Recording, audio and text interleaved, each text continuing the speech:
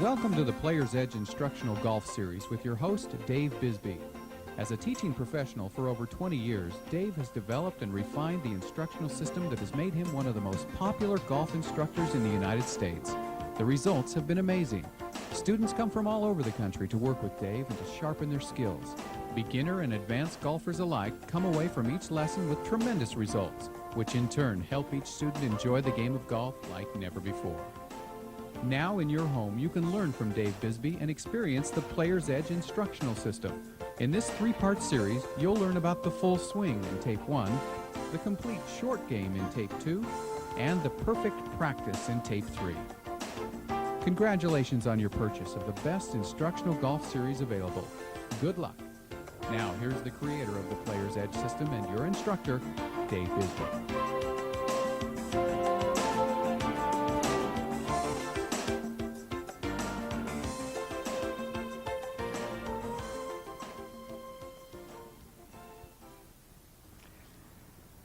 I wish I could do that every time. You know, a shot like that can mean the difference between a good hole or a bad hole.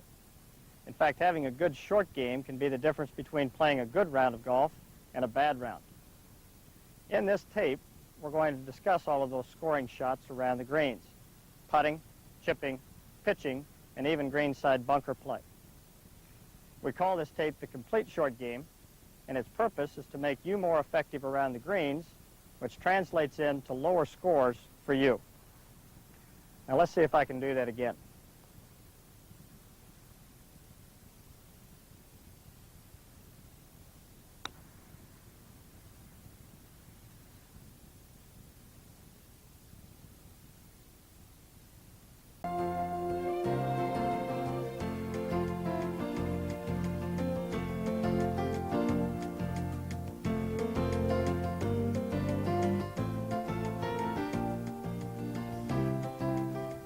I'd be satisfied with that one. What we're going to talk about at this part of the tape are greenside bunker shots.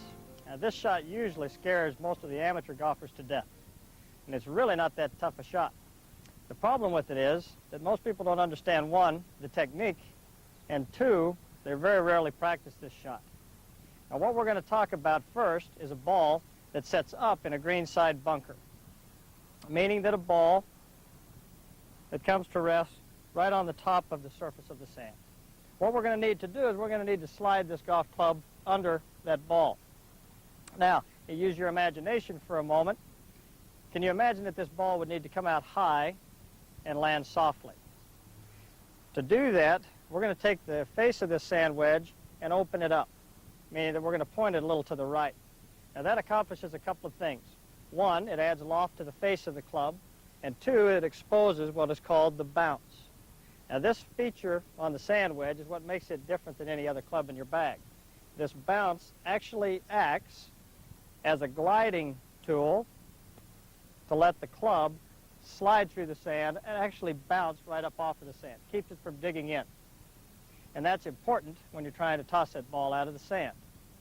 As I said, we're going to take the club face and we're going to open it slightly to put loft on the face and to expose the bounce. Now, if we have opened the face to the right of our target, like that, that means that we're going to have to offset the aim of that face with the body.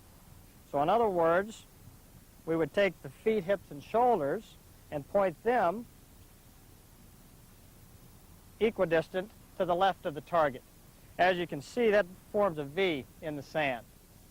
Now, the club face aims down the right-hand side of that V. The body, the feet, hips, and shoulders, aim to the left of the V. From there, the golf club would swing back, down, and through along the body line. Now, if the club face is open and the club swings back and through along the body line, the ball ends up coming out in the middle of that V. I was quite satisfied with that one. And we're going to look at that from another angle.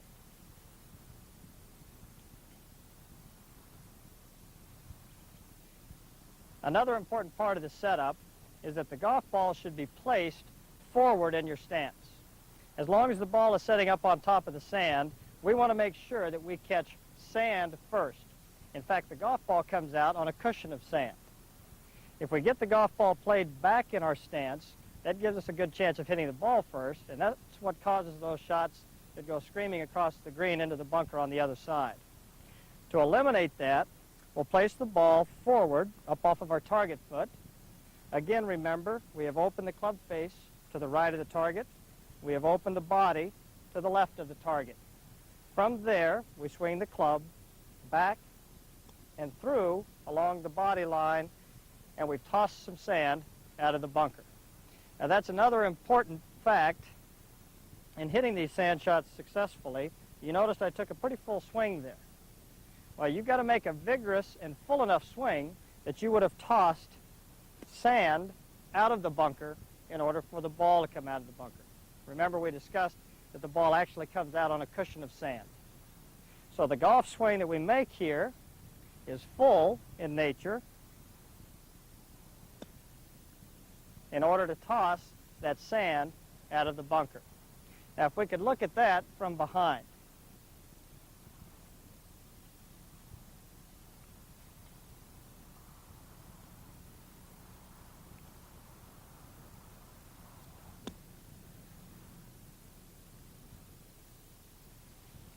I'd take one like that every time. Looking at this in slow motion, you can see how abruptly the club swings up at the backswing. I achieve that by keeping the body quiet in the backswing. In other words, I don't let the body turn in the backswing. That helps create a nice upright angle that puts the club back down into the sand. You can also see here that the ball is played well forward in my stance, ensuring that I catch sand and not ball at impact. As I swing through this shot, you'll notice that the body does turn to face the target. And that's very important because we need to keep the club moving through the sand in order for the ball to come out of the bunker.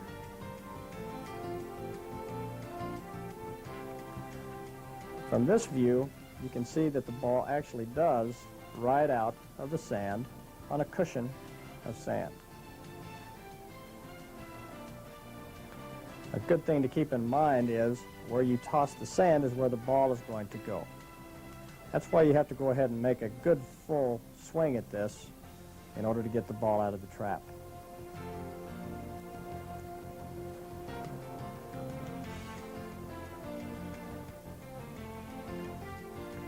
From this angle, we can see that the club approaches the ball actually on an outside to inside swing path. The open club face allows the ball to go at our target. This graphic really shows the aim of the club face and the alignment of the body. Now you can see there the ball went right straight up the middle of the V. Club face aims to the right, the body aims to the left, the club swings through along the body line.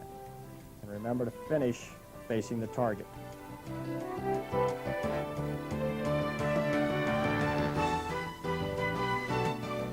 Now, there's two different types of lies that you'll run into in a greenside bunker. One, we just discussed, where the ball is sitting up on top of the sand, which is the most common. The other one is where the ball buries in its own pitch mark. Now, that's a different type of a technique that we'll use to get that ball out, so it's important when you walk into the bunker that you properly analyze the lie that you have. Now, because the bottom of the ball is sitting below the surface of the sand, we no longer want to use the bounce feature on the wedge. We want to use the leading edge of the wedge to dig under the ball to get this one out. So we're going to do some things differently in the setup. First of all, we're going to play the ball more in the center of the stance. Also, we're going to square the stance and the club face up. In other words, we're not going to use that V as we did with the ball setting up. From there, we're going to lean our weight predominantly on our target side. In other words, we're going to lean to the left. Now, this has the effect of steepening the angle at which the club head approaches the ball, ensuring that we will get that leading edge underneath the ball and get this ball out.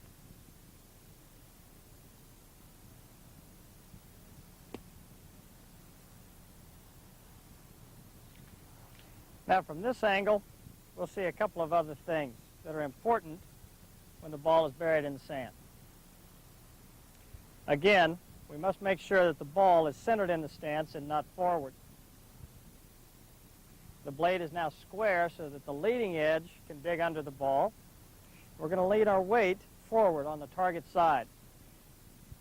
That just enhances the angle or sharpens the angle at which the club head approaches the ball. Now I'm going to look at a point safely behind the ball, an inch or two. And that's where I want that club head to enter the sand. It's very much a pick and chop motion into the sand. And you'll notice that that follow-through wasn't as full as with the ball setting up. I didn't try to stop the follow-through. My angle of approach down into the sand was so steep that the sand actually stopped that club. But the ball popped out nicely. Now, with the proper technique and a little bit of practice, you'll be saving shots out of these bunkers instead of wasting them. Now, to review the bunker shots, remember, there are two different types of lies that you're going to run into in a greenside bunker. One where the ball sets up on top of the sand, and one where the ball buries in the sand. It's two different techniques. Now, first, we'll talk about the one that sets up on the sand. With that, the ball goes forward in your stance, up off of your target foot. That gives you a greater chance of catching the sand before you catch the ball, and remember that the ball comes out on a cushion of sand. From there, we open the club face. That gives us loft on the club face and exposes the bounce of the wedge. Because we have the club face pointed to the right, we also offset that aim by aiming the body a bit to the left. Now that causes us more of an angle that gives us the club delivered into the sand behind the ball. Make a full swing, and remember where you toss the sand is where the ball is going to go. So take a full enough swing to get the sand out of the bunker if you expect the ball to come out. Now on the buried lie, that's a different type of a shot. We're going to play that in the middle of the stance. We're going to narrow that V. In other words, the club face will be square, and the feet, hips, and shoulders will be square. Ball is in the middle. The weight goes on extremely on the target side. That steepens that angle, and also ensures that the leading edge of the wedge enters the sand behind the ball and digs in under it. Remember, the swing motion here is very much of a pick and a chop motion into the sand behind the ball, and the ball will pop out of that line. Now, with a little bit of practice, it'll take the fear out of these bunker shots.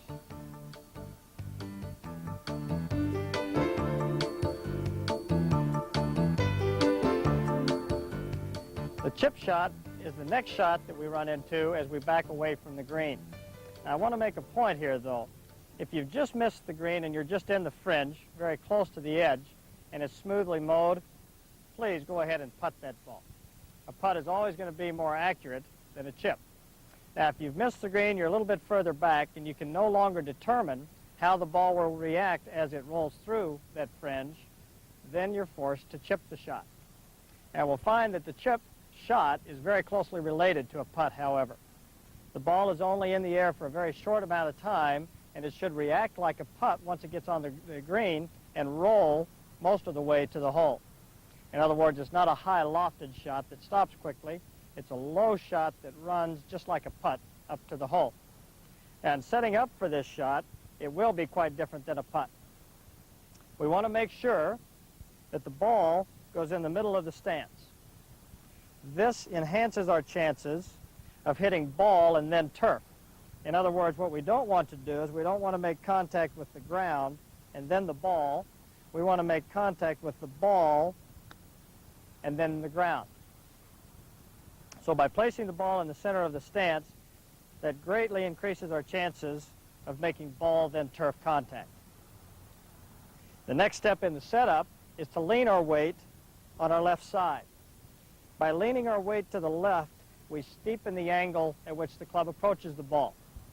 Now, we do need to get this ball airborne for a very short distance to get it up over this fringe, and this angle will ensure that we catch the bottom of the ball, thus getting the ball up in the air. So we've got the ball in the center of the stance. The weight goes very much so on the target foot. From there, we talked earlier that we want this ball to come off low and run like a putt. So the final stage of the setup is that we're going to take the handle of the club and push it forward. As we push the handle of the club forward, we actually take loft off of the club face. Now, if we've taken loft off of the club face, that naturally makes the ball come off on a flatter trajectory. Now, let me go over those setup points again. The ball goes in the center of the stance. The weight goes forward on the target foot. The handle goes forward, taking loft off of the face. From there, the stroke itself is very much like a putting stroke, in that we don't want any independent action of the hands and wrists. We want this motion to be controlled by the arms.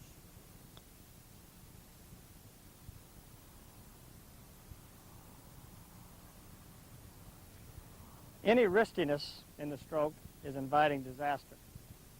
Now, you also notice there that in my setup, my feet are very close together. The stroke here is very similar to a putting stroke in that we don't want any motion made with the body. We want to keep the body very quiet. The closer your feet are together, the less likely you are to involve the body in the swing. So keeping the feet close together quiets the body. From there, it is simply an arm and shoulder stroke to send the ball on its way. Now we're going to discuss varying the distance that you hit your chip shots. A big mistake many golfers make is relying on just one club and using it for whatever distance chip shot that they have. Now that requires a great deal of practice and touch. We've worked out a little simpler system for you. If you vary the club that you use, instead of varying the length of the swing, you'll become a better chipper.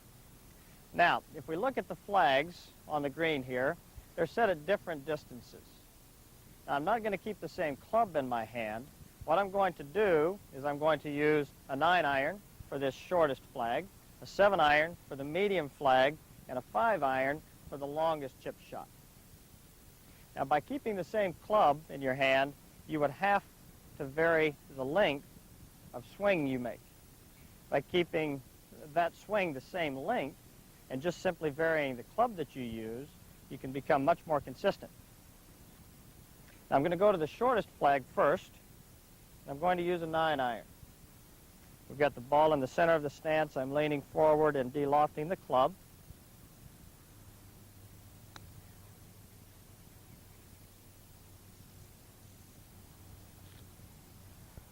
Now, that was the 9-iron. Now, going to the second flag, I'm going to change clubs, but I'm going to keep the swing relatively the same length. I'm going to use a 7-iron to go to the next flag.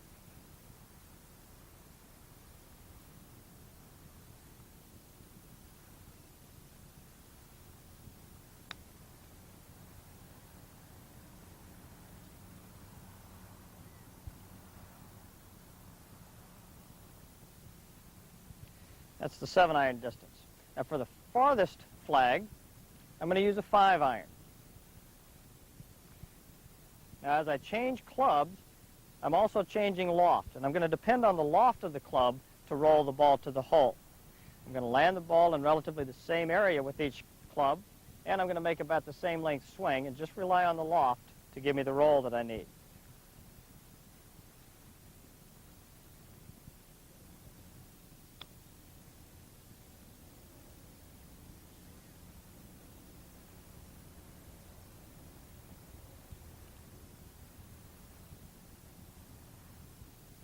That was the right club.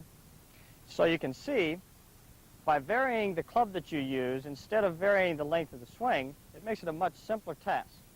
And it'll make you a better chipper. As we look at this in slow motion, we'll see that with my 9-iron, the swing matches on both sides of the ball. As I move to the 7-iron, the length of the swing stays the same, but the trajectory changes. As I move to the 5-iron, I keep the swing length the same, but because of less loft, the trajectory is lower. To review the chipping, we've got to make sure that we finish the setup. Put the ball in the center of the stance, keeping your feet close together. Lean your weight on the target side to give you that steep angle of approach. Put the handle of the club forward, press it toward the target to de-loft the face. That gives you that flat trajectory. We're going to make a stroke that is very much like a putting stroke in that we're not going to use the wrists. We don't want to hinge the wrists or move the body. It's a very short stroke a very controlled stroke.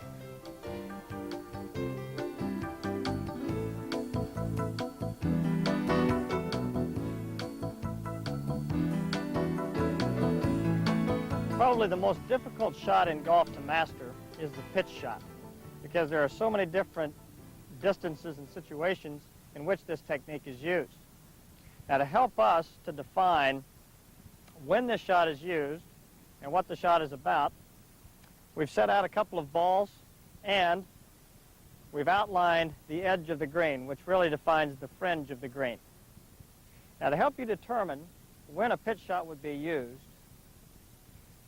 if you can determine that 1/3 of the distance between your ball and the flag that you're going to would land safely on the green, and when I say safely on the green, I mean just a couple of paces on in this area.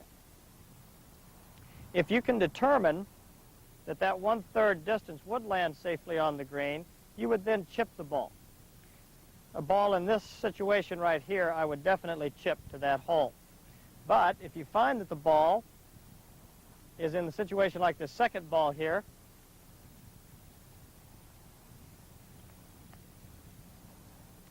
we can see that the distance between this ball and the flag, 1/3 of that distance wouldn't even land this ball on the green. Now we're in a situation where we must pitch the ball. A pitch shot is a shot that requires more air time than it does ground time. In other words, it's a higher shot that stops faster on the green. Now let's set that shot up. A proper setup will help us achieve the impact conditions we need to pull off this pitch shot. Now first, we want to make sure that we make ball, then turf contact. So we're going to place the ball right in the middle of our stance. You'll also notice that I'm keeping my feet fairly close together. That helps keep the body quiet. With the ball played in the middle, we now need to make sure that we take advantage of the loft of the club going under that golf ball. So we're going to lean our weight just a pound or two on the target side. And I say just a pound or two because it's just ever so slightly to allow the club to swing up and down. From there, the handle goes just slightly forward to further enhance that angle of approach.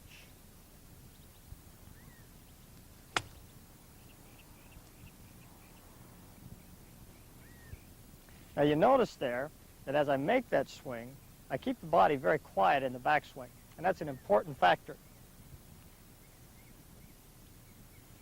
If we allow the body to turn in the backswing, that will shallow out the bottom of that arc, and that can cause you either to catch behind the ball, catch the ball fat, or to catch the ball as the club starts swinging up, and that's catching the ball thin, and that's what we call blading the ball.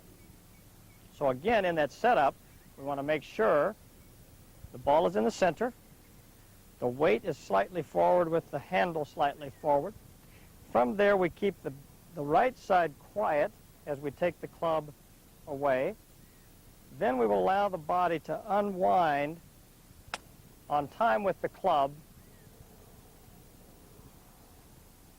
and turn through the shot. That turn through helps facilitate a full arm swing that allows the club head to get the ball going to our target. Now, the distance that you hit your pitch shot is controlled by the length of the arm swing. Here we see a short pitch, a short swing that is equal in length on both sides.